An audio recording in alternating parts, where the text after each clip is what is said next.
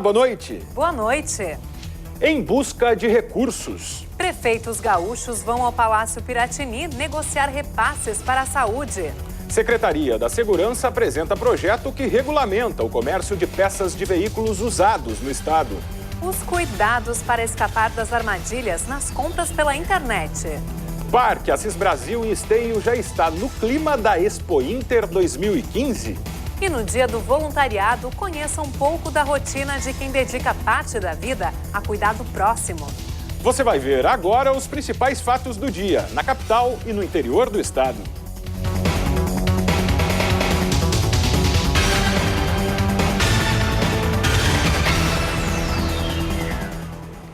O atraso no repasse de verbas para hospitais de pequeno porte foi o assunto hoje de um encontro entre o governador José Ivo Sartori com uma comitiva de prefeitos do interior gaúcho.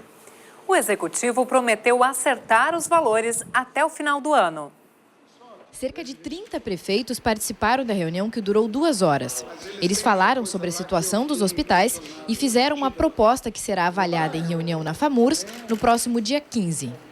Que haja um incentivo para os pequenos hospitais, para que possam manter hospitais trabalhando, atendendo sua gente, sem que haja necessidade de ter internações, porque os pequenos hospitais não têm produção, não têm tantas internações, porque são pequenos hospitais mesmos, né? Mas que possam ter lá, manter os seus trabalhos, nós manter os médicos lá no interior, para que possamos atender nossa gente. De acordo com o secretário da Saúde, parte do valor não recebido pelos municípios são de acordos firmados no ano passado. A conta, de aproximadamente 30 milhões de reais, deve ser acertada nos próximos meses. A Secretaria de Saúde vai assumir diretamente o pagamento dos hospitais. Então, até o final do ano, quer dizer, nos meses de setembro, outubro, novembro, eles receberão o valor correspondente à dívida que a Secretaria de Saúde tem com os hospitais do ano de 2014 e alguma coisa de 2015. Eles não precisarão fazer empréstimo bancário. Mais cedo, o governador se reuniu com os ministros de Minas e Energia e da Aviação Civil, Eduardo Braga e Eliseu Padilha. O encontro foi no aeroporto Salgado Filho. Na pauta, o futuro da CE. Um dos temas discutidos no encontro foi a situação da companhia. A prorrogação da concessão da CE por mais 30 anos depende da decisão do Tribunal de Contas da União. A garantia da prorrogação da concessão agrega valor patrimonial ativo para a CE.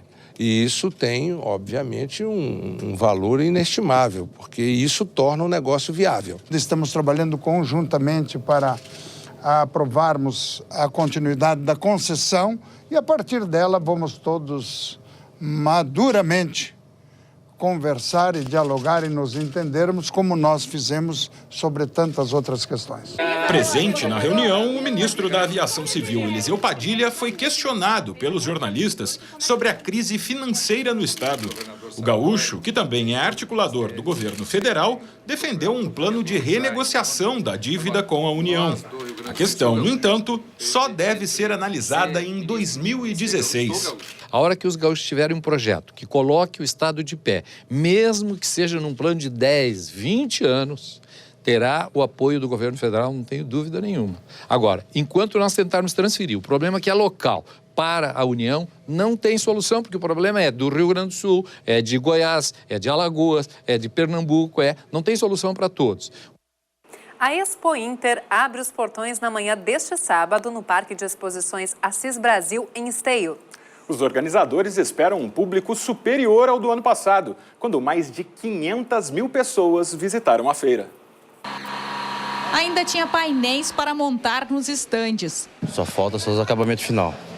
E aí, pronto para começar a feira? Pronto para começar a feira. Em clima de últimos retoques, gente trabalhando por todo lado hoje. 300 pessoas atuavam na equipe de limpeza do parque. E ensaboar, enxaguar e secar eram tarefas no setor de máquinas e implementos. Tudo para deixar ainda mais atrativas as novidades do setor que mais movimenta recursos na Expo Inter. No ano passado, o faturamento superou os 2 bilhões e 700 milhões de reais. Lucas também vai lucrar com a feira. Conseguiu um trabalho temporário. Eu estava trabalhando até há pouco tempo, só que como eu não é de carteira assinada, eu saí. Não estava pagando bem. Já as grandes estrelas da Expo Inter, 4.758 animais inscritos, estão praticamente todas instaladas. Mas a inspeção sanitária só está começando. Durante toda a feira, o ingresso de animais continua para os remates, leilões e provas. A comercialização de animais em 2014 superou os 12 milhões e 400 mil reais. Para todo animal que entra, vale a checagem de documentos e exames clínicos. Só entram aqui animais que estão com plenas condições de saúde, saudáveis, e que não vão oferecer nenhum risco de transmissão de doenças para os outros animais que estão na feira e também alguma zoonose que possa afetar os visitantes, São esperados mais de 600 mil visitantes nos 9 dias da Expo Inter. A Transurb vai ampliar o número de trens e reduzir o tempo entre as viagens no final de semana. De carro, quem vem de Porto Alegre pode acessar pela pista lateral da BR-116 e retornar depois da refinaria Alberto Pasqualini. É que na maior parte dos dias, o acesso por baixo do viaduto da BR-116 deve ser fechado e os motoristas terão que retornar pela RS-118 em Sapucaia. Os portões para os pedestres são o 2 e o 6. Para o estacionamento, é preciso seguir pela via lateral do parque até o portão 15, onde máquinas ainda trabalhavam no acesso hoje. Quem vier de carro paga R$ 32 pelo estacionamento, mais o ingresso do motorista. Para as demais pessoas, a entrada custa R$ 13. Idosos e estudantes devidamente identificados pagam R$ 6. E crianças menores de 6 anos estão isentas. Os portões abrem às 8 horas da manhã e os visitantes podem ingressar no parque até às 8h30 da noite. Podemos dizer tranquilos, sossegados, serenos, de que o parque está 100% pronto para receber expositores, visitantes, enfim, todo o público que vem para a Expo Inter. Tão pronto que jurados já inspecionavam as aves no pavilhão dos pequenos animais. E o Freio de Ouro já avaliava a segunda de 4 provas classificatórias para a grande final no domingo. São 106 cavalos crioulos, os melhores em morfologia e provas de campo. Aliás, a raça inaugura alojamentos novos, um verdadeiro hotel de luxo que complementa todos os cuidados dos criadores. Mais perto da pista e acho que cada vez vai ficar melhor assim. Tá ficando muito bom de trabalhar assim. Tempo firme no centro do estado neste fim de semana.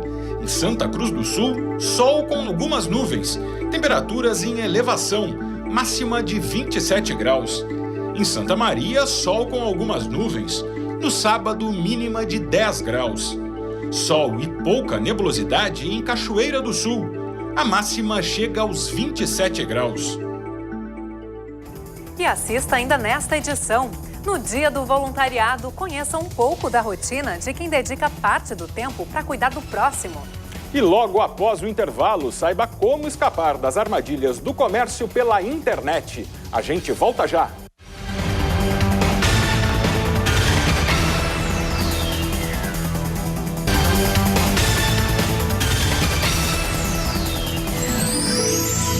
Fim de semana de tempo firme e temperaturas amenas no sul do estado. Em Bagé, sol com algumas nuvens, mínima de 10 graus no sábado.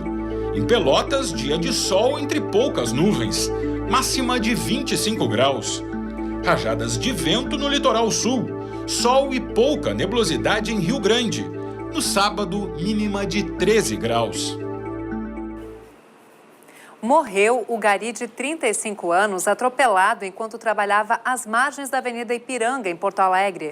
Ele estava internado há 2 dias depois de sofrer traumatismo craniano e hemorragia. O colega dele, de 30 anos, também morreu no acidente. Luiz Eduardo Munhoz, de 35 anos, estava internado no hospital de pronto-socorro. Ele teve traumatismo craniano e não resistiu aos ferimentos. O colega dele, Tiago dos Santos, de 30 anos, também morreu em função do atropelamento. O motorista causador da tragédia conseguiu comprovar que tem problemas cardíacos. Ele alega que sofreu um mal súbito. O teste do bafômetro feito pouco depois do acidente deu negativo. O acidente aconteceu na quarta-feira pela manhã na Avenida Ipiranga. Revoltados com o atropelamento dos colegas, os garis derrubaram o carro do causador do acidente no Arroio Dilúvio. Eles também tentaram linchar o condutor. Os garis fazem parte de uma cooperativa que presta serviços ao Departamento Municipal de Limpeza Urbana. O diretor do DMLU afirma que são tomados todos os cuidados para garantir a segurança dos trabalhadores. Todos os serviços que são executados, como esse de roçada nas vias públicas, eles obedecem a todas as normas previstas na legislação atinentes à segurança do trabalho. E na Avenida Ipiranga há um rigor ainda maior de fiscalização e treinamento, porque é uma via rápida, uma via arterial, que oferece maior perigo, obviamente, a essa atividade. E a gente fala agora de saúde. A dica é para os papais e para as mamães. Este é o último fim de semana de vacinação contra a poliomielite. A campanha termina na segunda-feira. A meta no Rio Grande do Sul é imunizar 95% das crianças com idade entre 6 meses e 5 anos. Até agora, 441 mil crianças em todo o estado já foram vacinadas contra a paralisia infantil, o que corresponde a 73% da meta.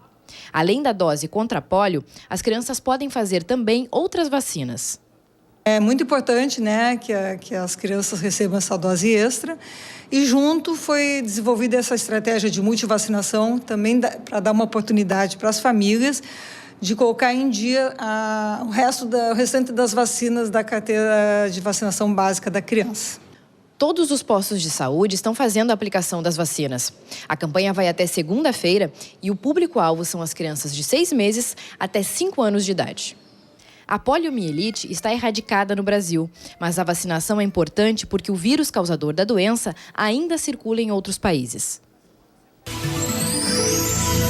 O tempo continua firme na região leste neste fim de semana.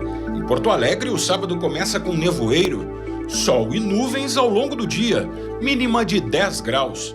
Clima semelhante ao de Guaíba, onde as marcas chegam aos 27 graus. No litoral norte, sol com muitas nuvens. Em Tramandaí, vento fraco, mínima de 13 graus. Os carros roubados ou furtados são hoje a principal fonte do comércio ilegal de peças usadas. Para reduzir esse tipo de crime, um projeto de lei pretende regulamentar a comercialização nos desmanches. Com a mudança, a polícia vai poder apreender peças sem origem comprovada. A proposta foi encaminhada à Assembleia Legislativa pelo Palácio Piratini. O projeto da Secretaria de Segurança Pública do Estado prevê a destruição das peças de desmanches que não comprovarem a origem do material à venda. O Detran vai atuar no aspecto administrativo, no credenciamento, né, na disponibilização do sistema, do tunelamento para o lançamento de peças, né, das peças dos veículos que são baixados, né, um controle das peças. Aqueles bens que não têm origem, né, que não têm nota fiscal, que não têm a comprovação da origem, eles precisam de uma destinação, a destinação legal. O processo administrativo que se propõe neste projeto de lei, ele vai dar celeridade e, principalmente, destinação daquilo que é irregular. Os estabelecimentos que não estiverem cadastrados no Detran, conforme determina uma lei federal em vigor desde o dia 20 de agosto, também vão ser interditados. Cabe às prefeituras cassar o alvará de quem descumpre a determinação. A Brigada Militar e a Polícia Civil vão fiscalizar os desmanches. A estimativa é de que existam hoje 1.500 desmanches irregulares em todo o estado. Segundo o Detran, 35 deles ficam aqui na Avenida Sertório, zona norte da capital. Um comércio ilegal que alimenta o crime. Só no primeiro semestre do ano, o roubo de carros aumentou 17%. 17.500 veículos foram roubados ou furtados no período. Se aprovadas, a expectativa é de que as novas regras reduzam o número de ocorrências e ainda aumentem a arrecadação de impostos. E se você é uma daquelas pessoas que gosta de comprar pela internet, desconfie de ofertas muito tentadoras. A orientação é do Procon de Porto Alegre. E a orientação foi reforçada depois que um número elevado de consumidores procurou o Procon para reclamar de um site que vende telefones celulares, mas não entrega os aparelhos. Esse tipo de golpe está longe de ser um caso isolado.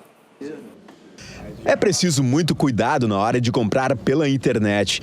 Você já fez compras pela internet? Já fiz, sim. E aí, recebeu a mercadoria? Não. Propaganda enganosa, cara. Quantas vezes você caiu no conto do vigário? No mínimo umas 7. Teve uma vez que uma conhecida minha fez e ela ficou um tempão e não veio nada, né? Ela pagou e não recebeu o mercadoria. Pagou, mas não chegou nada. Foi enganada. Foi enganada. Os golpistas se aproveitam de um mercado que mais cresce no país. Em 2012, mais de 24 milhões de brasileiros fizeram compras pela internet. Nos primeiros 6 meses, o faturamento chegou a 10 bilhões de reais. No Procon de Porto Alegre, é comum o registro de ocorrência de compra em site de fachada. O campeão de reclamações é o Hiper Mais Barato, que tem link com o Facebook. A média é de 3 a 4 ocorrências por dia. Geralmente nos chegam reclamações daqueles consumidores que fizeram compras por impulso e não verificaram a honestidade e a lisura do fornecedor, daquele site que estava fazendo a oferta. E aí, quando tem algum tipo de problema, não consegue a solução, justamente porque esses sites não têm um atendimento ao consumidor adequado. Uma comunidade criou uma página no Facebook com denúncias do golpe. 217 pessoas relatam que já foram lesadas pela loja virtual Hiper Mais Barato. O diretor do Procon explica quais os cuidados que o consumidor deve ter antes de efetuar uma compra pela internet. Na hora de fazer uma compra pela internet, verificar se o site dispõe de informação de um endereço físico para reclamação e de um telefone de contato para esse consumidor entrar diretamente em contato com o fornecedor. E no mais, as nossas dicas é de que o consumidor faça uma pesquisa prévia. Simplesmente na própria internet, jogar o nome do site na internet, no buscador, ele já pode verificar, através dos links que são disponibilizados, quais são de reclamações e quais são efetivamente daquele site. Uma simples busca já dá para verificar se aquele site é confiável ou não. Temperaturas em elevação no oeste do estado neste fim de semana. Na fronteira, sol e nuvens. No sábado, em Uruguaiana, a máxima chega aos 28 graus. Em São Borja, sol e pouca nebulosidade, mínima de 12 graus. Sábado de sol com algumas nuvens em Alegrete. As marcas chegam aos 28 graus. E assista depois do intervalo, no Dia do Voluntariado, conheça a rotina de quem se dedica a cuidar do próximo.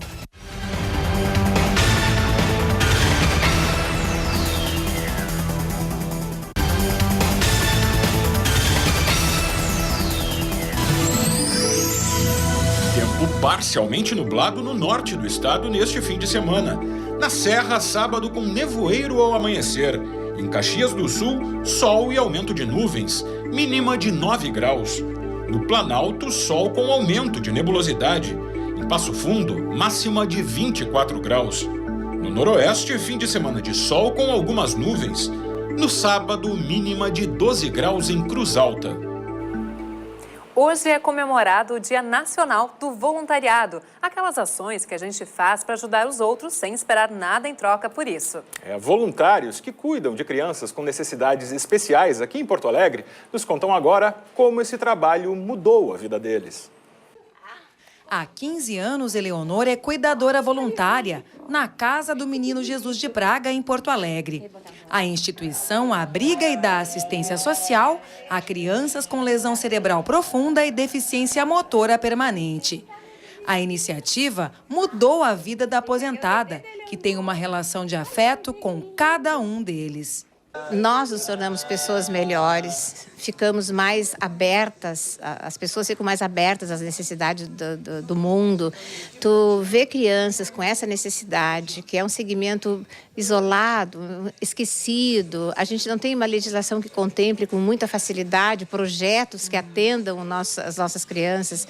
E tu vê a necessidade que eles têm de afeto, de alimentação, de coisas básicas, enfim. Mas principalmente a troca afetiva que se tem com eles. É uma coisa fantástica, é muito bom. A Eleonora está entre os 70 voluntários da Casa do Menino Jesus de Praga, que doam parte do seu tempo para cuidar de 40 crianças e adolescentes, entre eles o Alisson. O adolescente tem 16 anos e entrou na instituição com apenas 2 anos. Desde então, tem uma amizade especial com a voluntária. Tem amor, carinho, respeito. Ela é minha mãe. É verdade? E ela te dá uns puxão de orelha de vez em quando? Quando precisa, sim. E como? Quando precisa, sabe? Como é que é, né? A estudante Marina dedica parte das suas noites para dar carinho à pequena Lawanda. Eles retribuem todo o carinho que a gente dá.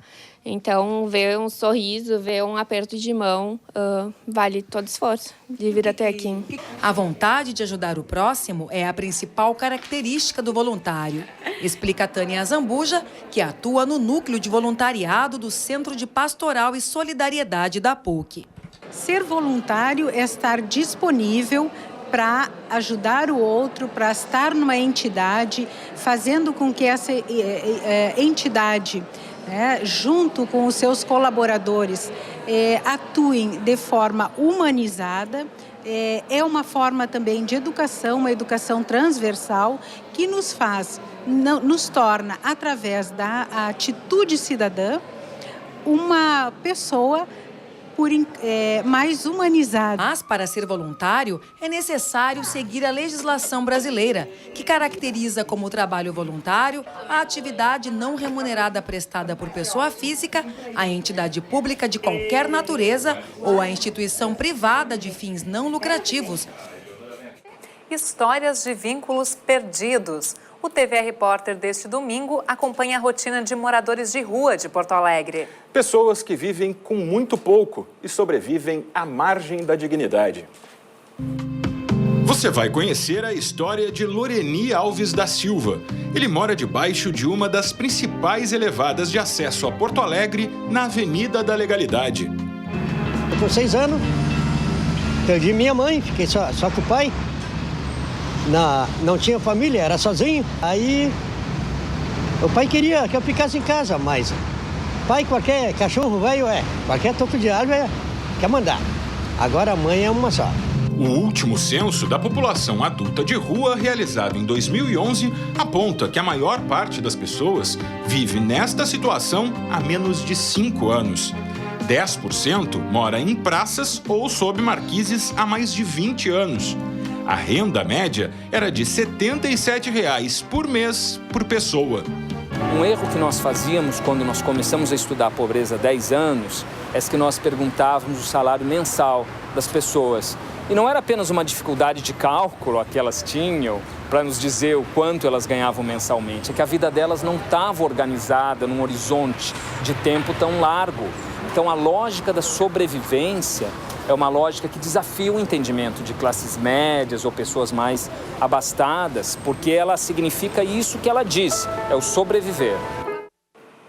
O TVA Repórter vai ao ar no domingo, às 10 da noite, com reapresentação na quarta-feira, no mesmo horário.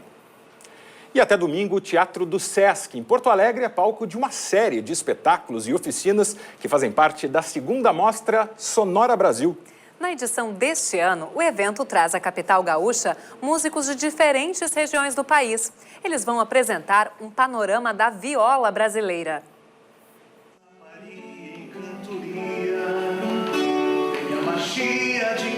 O músico gaúcho Mário Tressoldi abriu o espetáculo, mostrando o que sabe fazer com a viola. Depois, ele convidou para subir ao palco o instrumentista gaúcho Ângelo Primon. Está formada a dupla de violeiros.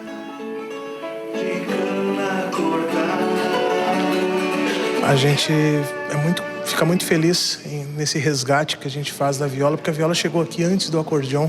Todos pensam que o acordeon, que a gaita é o instrumento mais típico do Rio Grande do Sul, mas a viola chegou bem antes, chegou há 260 anos atrás com o tropeiro, chegou também junto com os açorianos que chegaram aqui. E então a viola conta a história do Rio Grande do Sul e a viola é uma aula de brasilidade, né? A viola, um dos instrumentos mais populares do Brasil, é o destaque da 2ª Mostra Sonora Brasil Sesc, que acontece até domingo em Porto Alegre, com a apresentação de músicos de diversas regiões do país.